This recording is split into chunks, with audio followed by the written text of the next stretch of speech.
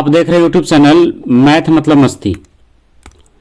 इस चैनल पर आज बिहार एसएससी के इंटर लेवल का एक प्रैक्टिस सेट देखेंगे। यह प्रैक्टिस सेट जो है किरण प्रकाशन से लिया गया है और यह आज का सेट नंबर 13वां होगा। इस वीडियो को पहले तक सेट नंबर 1 से लेकर के 12 तक कंप्लीट किया जा चुका है, जो आप इसी चैनल पर प्लेलिस्ट में जा करके उसे आसानी से देख सकते हैं और उसको अध्ययन कर सकते हैं। तो इस वीडियो में हम लोग केवल जीके और जीएस वाले प्रश्न को देखेंगे और शेष प्रश्न जो होगा मैथ और रीजनिंग का, उसके लिए चैप्टर वाइज वीडियो जो है कंप्लीट किया जा रहा है। आप जा करके उससे भी प्लेलिस्ट में देख सकते हैं और वहां से भी उसको पढ़ सकते हैं। तो चलिए शुरू करते हैं आज का सेट नंबर 13 और उसका पहला प्रश्न क्या है देखिए। आज सेट नंबर 13 का पहला प्रश्न है, ओरिएंटल बैंक ऑफ कॉमर्स और यूनाइटेड बैंक ऑफ इंडिया का विलय निम्नलिखित में से किस बैंक के साथ हुआ है। इसका विलय किसके साथ हुआ है? तो पंजाब नेशनल बैंक के साथ। किस बैंक के साथ? पंजाब नेशनल बैंक के साथ। कौन कौन से बैंक का? ओरिएंटल बैंक ऑफ कॉमर्स का और यूनाइटेड बैंक ऑफ इंडिया का। दोनों का विलय हुआ है किसमें? पंजाब नेशनल बैंक में।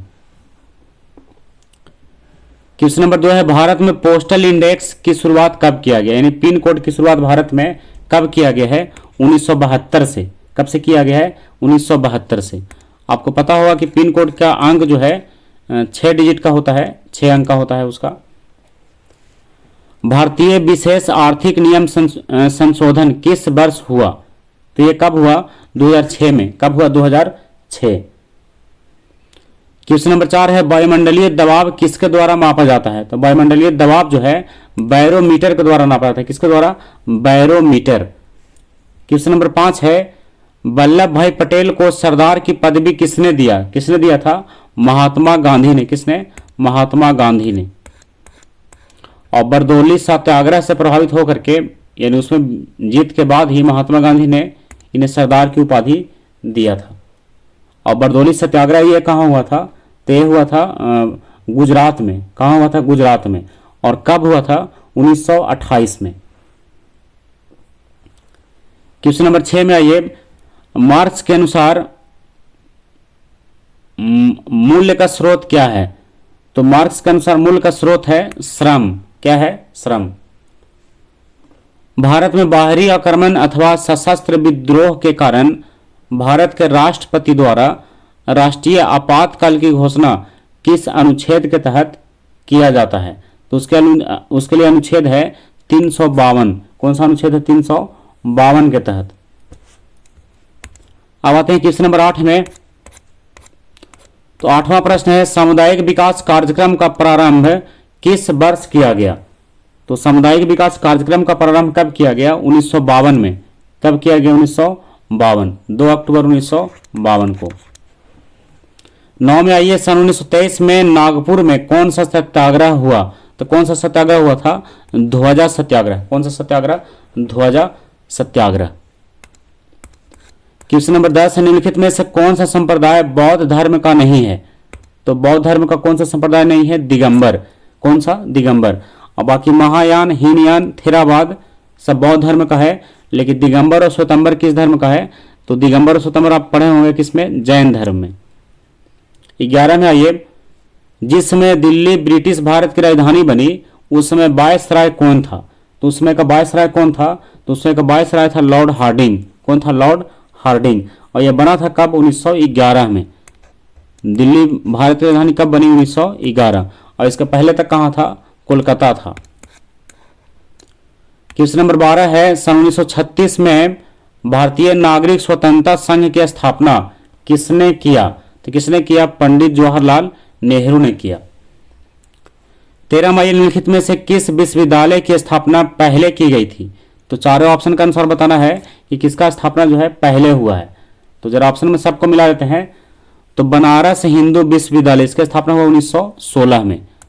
तो एक बार लिखते हैं, फिर इसको मिला लेंगे हम लोग 1916। चलिए यहीं लिखते हैं 1916 में, इसका इधर लिख देते हैं 1916।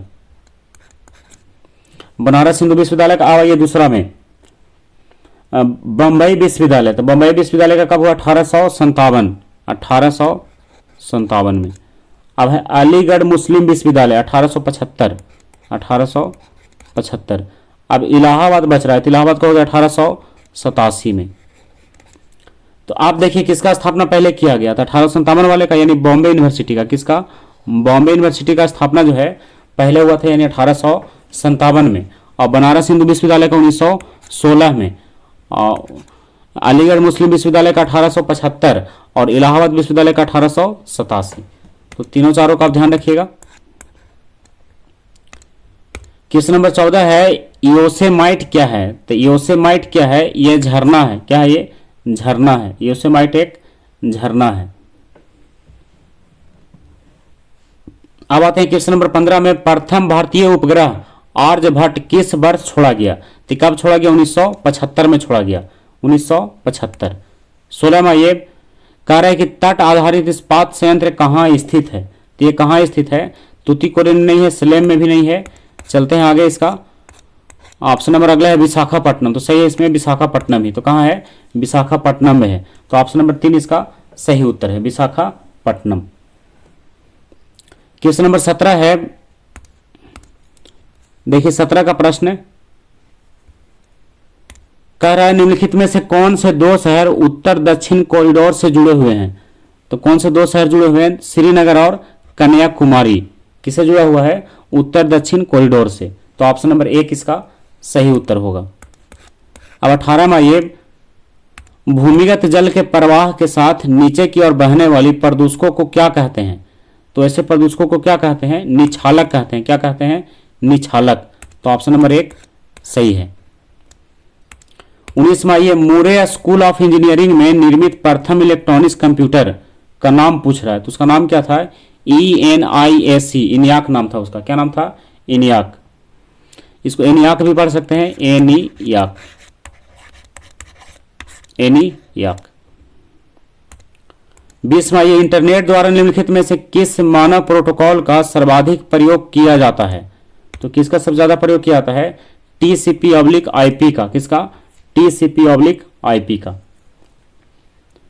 22 में ये अधिकांश क्रेस्टेशिया की बाहरी त्वचा किस कार्बोहाइड्रेट से बनी होती है? तो किससे बनी होती है? काइटिन से। किससे? काइटिन। तो ऑप्शन नंबर 3 सही है।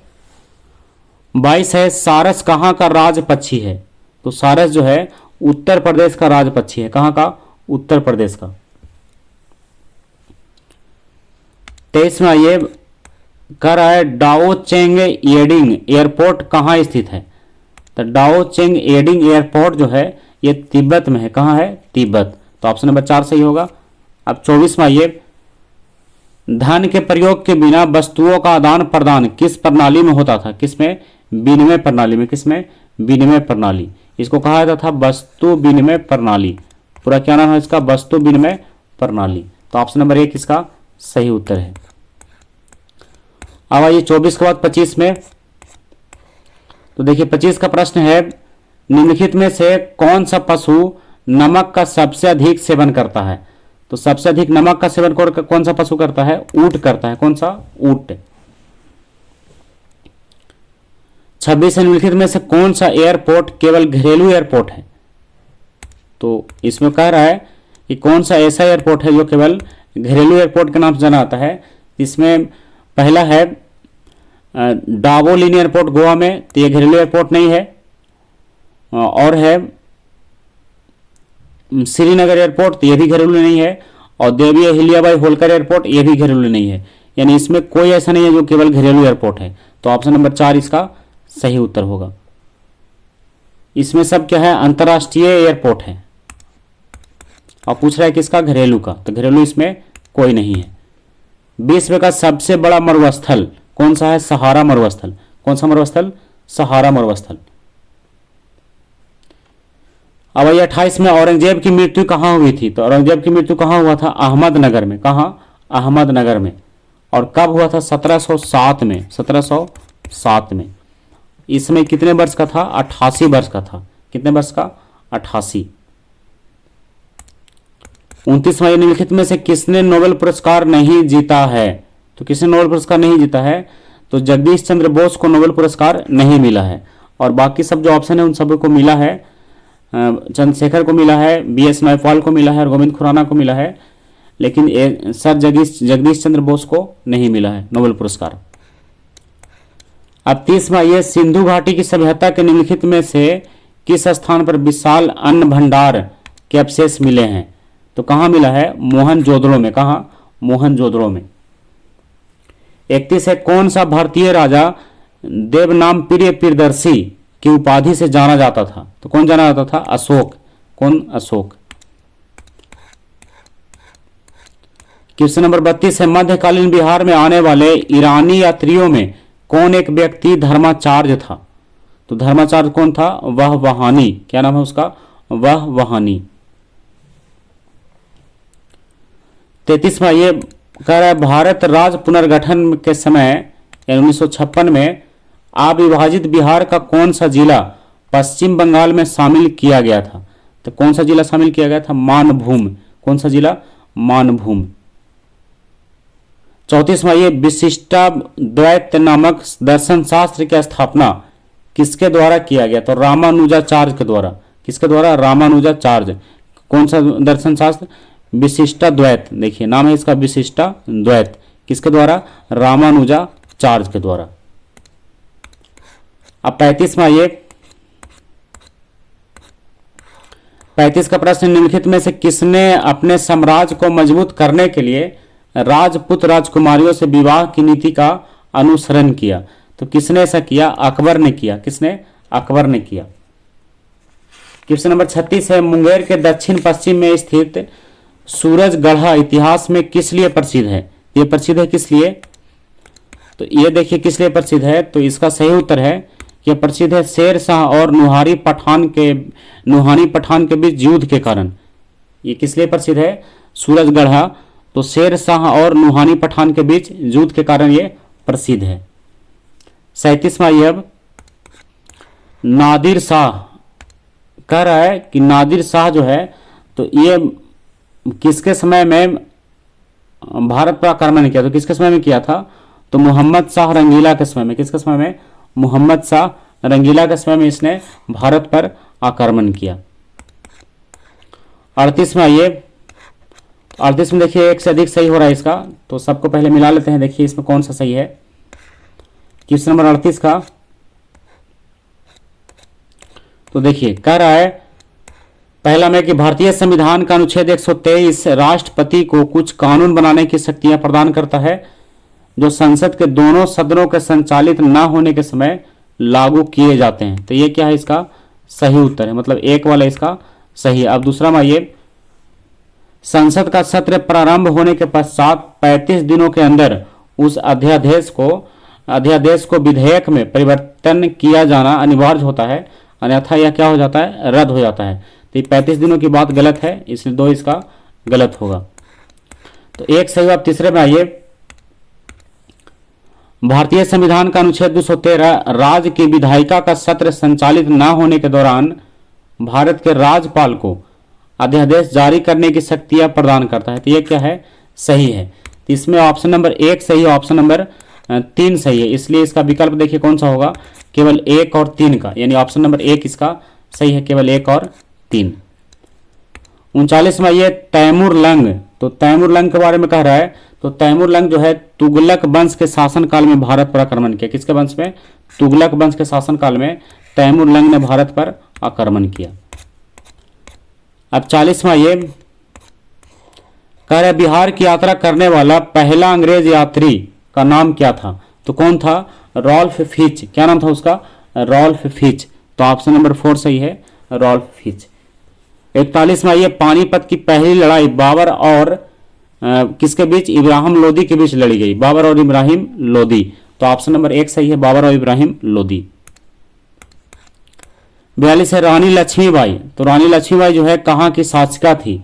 तो रानी लक्ष्मीबाई जो है झांसी की शासिका थी। कहाँ की? झांसी। तो ऑप्शन नंबर 3 सही है, झांसी। 43 में, ये मराठा शासकों के प्रधानमंत्री क्या कहलाते थे? तो मराठा शासकों के प्रधानमंत्री जो थे वो पेशवा कहलाते थे। क्या कहलाते थे? पेशवा। 44वां, ये बिहार में राष्ट्रपति शासन प्रथम बार कब लगाया गया? तो कब लगाया गया? 1968 में, 29 जून 1968। 45 है, शिवाजी की राजधानी कहाँ थी? तो शिवाजी जी की राजधानी थी कहाँ? रायगढ़ में। कहाँ? रायगढ़ में। 46 में ये, औरंगजेब का मकबरा कहाँ है? तो औरंगजेब का मकबरा कहाँ है? दौलताबाद में। कहाँ है? दौलताबाद। तो ऑप्शन नंबर 4 सही है। 47 है, खाली जगह दे रहा है कि मंदिर का निर्माण राज चोल द्वारा किया गया था। तो किस मंदिर का निर्माण? तो बृहदेश्वर मंदिर का निर्माण। किस मंदिर का? बृहदेश्वर। तो ऑप्शन नंबर 3 सही है। 48 में ये, भारत का सबसे लंबा नदी डेल्टा प्रदेश कौन सा है? गंगा का है। किसका है? गंगा का। तो ऑप्शन नंबर 3 सही उत्तर होगा। 49 में ये, दांडी कूच प्रारंभ हुआ। तो दांडी कूच जो है किससे प्रारंभ हुआ? इसकी शुरुआत जो है साबरमती से हुआ गया। कहां से? साबरमती से। दांडी यात्रा यानी दांडी कूच का। 50 में ये, भारतीय राष्ट्रीय कांग्रेस का उद्देश्य पूर्ण स्वराज के रूप में कब घोषित किया गया? इसकी घोषणा कब किया गया? 26 जनवरी 1930 को। तो ऑप्शन नंबर 2 सही है, 26 जनवरी 1930। अब यहां से विज्ञान और गणित का प्रश्न है, तो हम लोग केवल विज्ञान वाले प्रश्न को देखेंगे। जब किसी तालाब के शांत जल में पत्थर फेंका जाए तो तालाब में जल के पृष्ठ पर उठाने वाली लहरें होती है। तो कौन सी लहरें होती है? अनुप्रस्थ लहरें। कौन सी लहरें? अनुप्रस्थ लहरें। 52 है, फैराड किसकी इकाई है? तो फैराड जो है धारिता का इकाई है। किसका? धारिता। अब 53 में ये, जो ठोस उच्च ताप पर विद्युत का वहन करते हैं,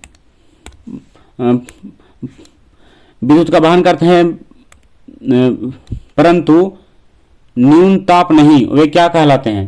तो ये कहलाते हैं अर्धचालक। क्या कहलाते हैं? अर्धिचालक। क्या कहलाएगा ये? अर्धिचालक।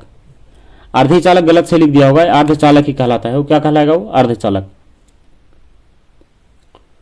अब आइए क्वेश्चन नंबर 54 में, फोटोन के कण बनने की प्रकृति निम्नलिखित में से किस पर टिकी होती है? तो किस पर टिका होता है? प्रकाश वैद्युत प्रभाव पर। किस पर? प्रकाश वैद्युत प्रभाव। 55 में आइए, पी तथा एन प्रकार के दो अर्धचालक जब संपर्क में लाए जाते हैं तो वे जो पी एन संधि बनाते हैं वह किस रूप में कार्य करती है? तो यह कार्य करता है किस रूप में? दिष्टकारी के रूप में। किसके रूप में? दिष्टकारी। तो ऑप्शन नंबर 3 सही है। 56 है, किसी विद्युत अपघट्य की असंलग्नता का स्तर किस पर निर्भर करता है? तो किस पर निर्भर करता है? तनुता पर। किस पर? तनुता। तो ऑप्शन नंबर 1 सही होगा। 57 में, आकाश गंगा कितनी दूरी तक फैली हुई है? तो आकाश गंगा कितनी दूरी तक फैला हुआ है? तो 10 के पावर 5 प्रकाश वर्ष तक। कितना वर्ष तक? 10 के पावर 5 प्रकाश वर्ष तक। 58 है, भोपाल गैस त्रासदी जो 1984 में हुआ तो किस गैस का रिसाव हुआ था? तो किस गैस का हुआ था? मिथाइल आइसोसाइनेट का। किसका? Methyl isocyanate.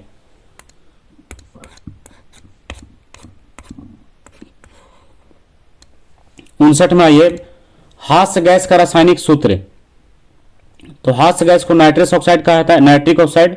तो इसका सूत्र क्या है? नाइट्रक नहीं, नाइट्रस ऑक्साइड। हास्य गैस का नाम क्या है? Nitrous oxide. तो इसका सूत्र है N2O, नाइट्रस ऑक्साइड। 60 निम्नलिखित में से किस धातु में कॉपर सल्फेट विलयन से तांबे का निक्षेप हो जाता है? तो किस धातु में ऐसा होता है? तो यह होता है लोहा में। किसमें? लोहा में। तो ऑप्शन नंबर 3 सही है, लोहा। गोताखोरों के प्रयोग में आने वाले गैस सिलेंडरों में ऑक्सीजन के लघुकृत करने के लिए किसका प्रयोग किया जाता है? तो किसका प्रयोग किया जाता है? हीलियम का। किसका? हीलियम। तो ऑप्शन नंबर 3 सही है। 62 में निम्नलिखित में से क्या ऑक्सी एसिड नहीं बनाता? तो कौन नहीं बनाता है? तो इसका सही उत्तर है फ्लोरीन। क्या है इसका उत्तर? फ्लोरीन। 63 है, मादा एनाफिलीज मच्छर इनमें से किस रोग का वाहक है? तो किसका वाहक है? मलेरिया का। किसका? मलेरिया। तो ऑप्शन नंबर 3 सही है कि मादा एनाफिलीज मच्छर जो है ये मलेरिया रोग का वाहक है। 64 में आइए, निम्नलिखित में किसमें सिल्वर नहीं होता है? तो जर्मन सिल्वर में कोई सिल्वर नहीं होता है। तो क्या है इसका? German silver. इसमें मुख्य रूप से निकेल और जस्ता होता है। निकेल जस्ता से बना तांबा का मिश्र धातु होता है। कौन? German silver. अब 65 में ये जिस फिल्टर पर मल जल यानी सीवेज डाला जाता है उसे क्या कहा जाता है? तो उसे क्या कहा जाता है? रिसाव फिल्टर। कौन सा फिल्टर? रिसाव फिल्टर। 66 में अपशिष्ट जल उपचार में रिएक्टर शब्द का क्या अर्थ है? तो अपशिष्ट जल उपचार में रिएक्टर शब्द का अर्थ है वातन टैंक। क्या अर्थ है उसका? वातन टैंक। 67 है तेल बिखराव के शोधन के लिए आनुवंशिक हेरफेर द्वारा प्राकृतिक आइसोलेटों से उत्पन्न किस जीवाणु प्रभेद का प्रयोग किया जा सकता है? तो किसका किया जाता है? नाइट्रोसोमोनास का। किसका? नाइट्रोसोमोनास। तो ऑप्शन नंबर 4 सही है। 68 में ये कह रहा है कि ठोस अपशिष्ट के शोधन की प्रक्रिया पायरोलाइसिस के बारे में निम्नलिखित में से कौन सा कथन सही नहीं है? तो अब यहां पर कौन सा कथन सही नहीं है? तो इसका सही उत्तर है कि कौन सा कथन सही नहीं है। देखिए इसमें सही वाले कथन को हम आपको सुना रहे हैं। यह प्रक्रिया वायुमंडल दाब में 430 डिग्री सेंटीग्रेड से अधिक तापमान पर होती है। ये क्या है? इसका सही नहीं यानी गलत है। 69 में ये झील अथवा तालाब के सतह पर